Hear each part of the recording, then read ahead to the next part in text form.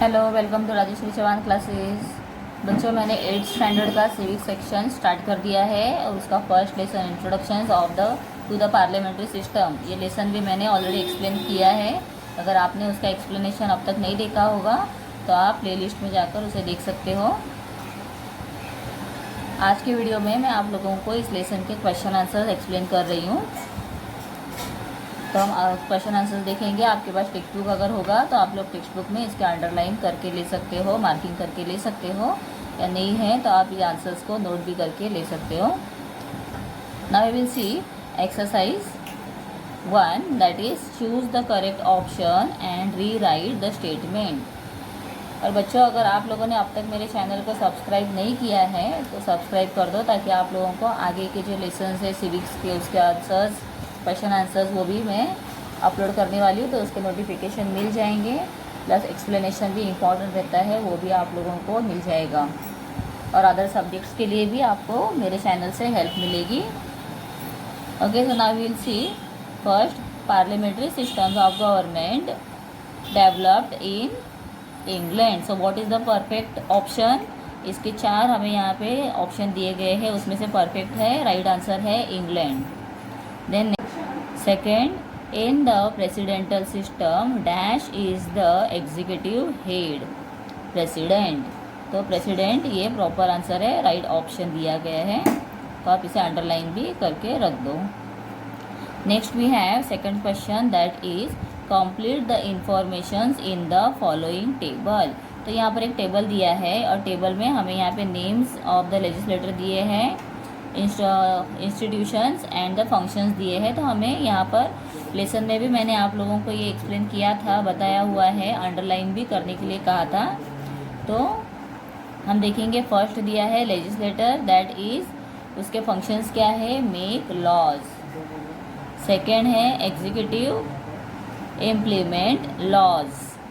Executive का क्या काम होता है, इम्प्लीमेंटेशन करना लॉज का, लॉज को इम्प्लीमेंट करना। Then judiciary, make justice.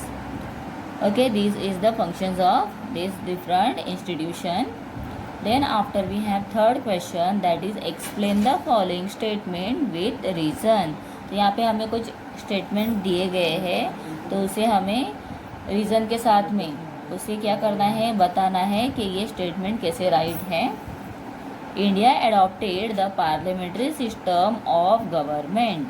तो इसका आंसर हमें टेक्स्ट बुक में ही दिया गया है, पेज नंबर 69 पर आप देखोगे। सी हियर, इसमें दिया गया है यहाँ पर, India adopted the parliamentary system of government for several reason. यहाँ पे पॉइंट वाइज आप लिखोगे, तो ये फर्स्ट पॉइंट हो गया। सेकंड में लिखोगे, the development of the parliamentary institution started during the British rule. British rules govern in accordance with this system. The parliamentary system of government in India is also in a way a product of the freedom movement. Then Indians were familiar to this system of government. The many decisions took place in the Constituent Assembly over the system of government. The framers of the Constitution made few changes in the parliamentary system to suit the Indian situation. So यहाँ तक आपको ये answer continue करना है। तो इसमें ये जो पॉइंट्स मैंने दिए हैं, ऐसे एक एक पॉइंट आप लोगों को अलग अलग लिखोगे तो बहुत ही नीट और क्लीन आंसर लगेगा। और हिस्ट्री के आंसर मोस्ट ऑफ हमें पॉइंट्स में ही लिखने होते हैं। सेकेंड है, डिस्कस एंड डिलेबरेशन और are important in a parliamentary system of government. That answer also we have on the same page. Discussion, उसके नीचे का ही सेकेंड जो पैराग्राफ है उसमें आप देखो ये आंसर दिया है।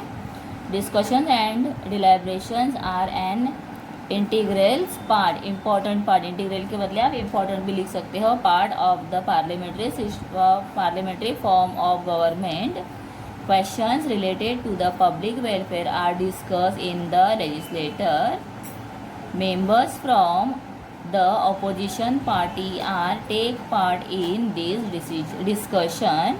Opposition parties may support the government whatever appropriate, point out shortcomings in policies and laws, put up studies, argument and question etc. This help the legislator to make proper laws. तो this पूरा ये paragraph जो है आपको second answer के लिए लिखना है. Then we have fourth question. Sub question है उसका, what is a responsible government. 4.1 में हम देखेंगे, मतलब फोर्थ क्वेश्चन का फर्स्ट आंसर है that is the prime minister and the council of ministers is responsible to the legislator for all their actions and policies. It means that the council of ministers has to work with the legislator. Then it is for this reason that the parliamentary system is known as the responsible system of government.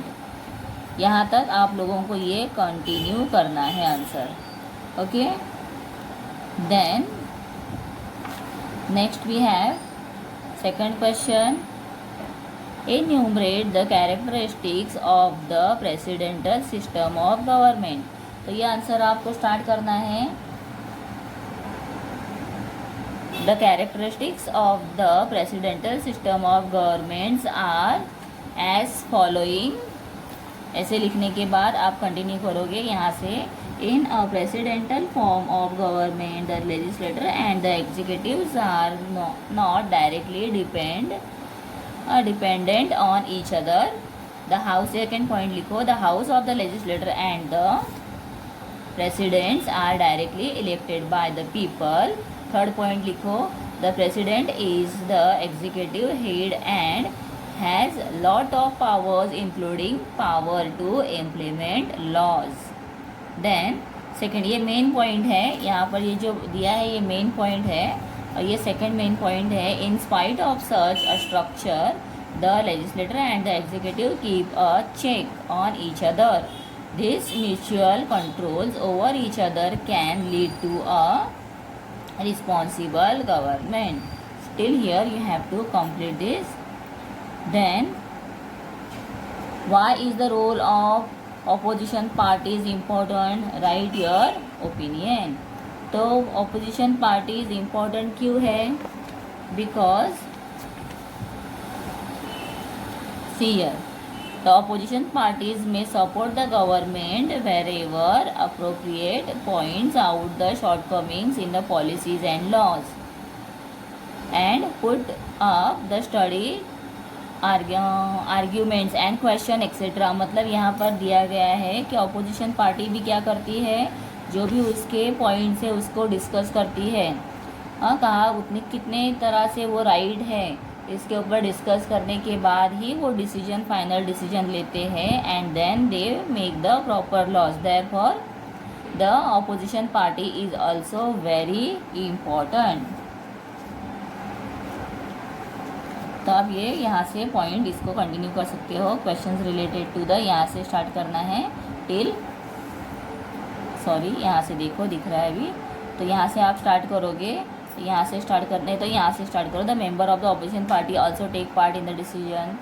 Okay, discussion यहाँ से start करो till here you have to continue the last answer. Question number 5 जो है उसका answer आपको यहाँ से continue करना है. ठीक है. Okay, so we have completed all question answers. Complete कर दिए हैं. एक और इसका मेन क्वेश्चन है, ये मैं आप लोगों को दे रही हूँ. There are the 2 main types of government system that are followed. तो which are the main types of 2 main types of government. अगर ये आएगा क्वेश्चन तो आप लिख सकते हो parliamentary system and presidential system. तो ये डिफरेंट ये 2 आंसर है इसके मेन. जो क्वेश्चन आएगा like what is the main 2 types of government system, और क्वेश्चन को थोड़ा चेंज करके भी दे सकते हैं, तो आप लोगों को ऐसे आंसर में लिखना है. Then also we have one more question that is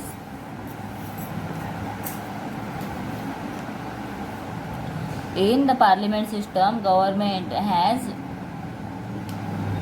the executive parliamentary system, the executive has the dual responsibility. So what are the dual responsibilities of the executive in the parliamentary system? ऐसे अगर question आएगा तो आप लोगों को लिखना है as and the executive have to implement laws. तो फ्रॉम सेकेंड और फर्स्ट और सेकेंड पॉइंट आप लोगों को यहाँ तक कंटिन्यू करना है. ओके, तो ये जो थोड़े एक्स्ट्रा क्वेश्चंस होते हैं कभी कभी एग्ज़ाम में दिए जाते हैं, तो आप लोग उसके आंसर भी लिख सकते हो. So all answers we have completed now. तो बच्चों, अगर आप लोगों ने मेरा चैनल फर्स्ट टाइम देखा है तो इसे सब्सक्राइब ज़रूर करना. आगे के लेसन्स के लिए हिस्ट्री और सिविक्स के सारे आंसर्स प्लस मैं दूसरे सब्जेक्ट्स के भी आंसर्स देती हूँ, तो वो भी आप लोग देख सकते हो. आप लोगों को ज़्यादा से ज़्यादा मैं हेल्प करने की कोशिश हमेशा करती हूँ. मैथ्स के भी मैं डिटेल में ऑल सम सॉल्व करके एक्सप्लेन करती हूँ, एग्जाम्पल भी सॉल्व करके देती हूँ. तो आप लोग मेरे वीडियो चैनल को ज़रूर देखते रहो. Thank you.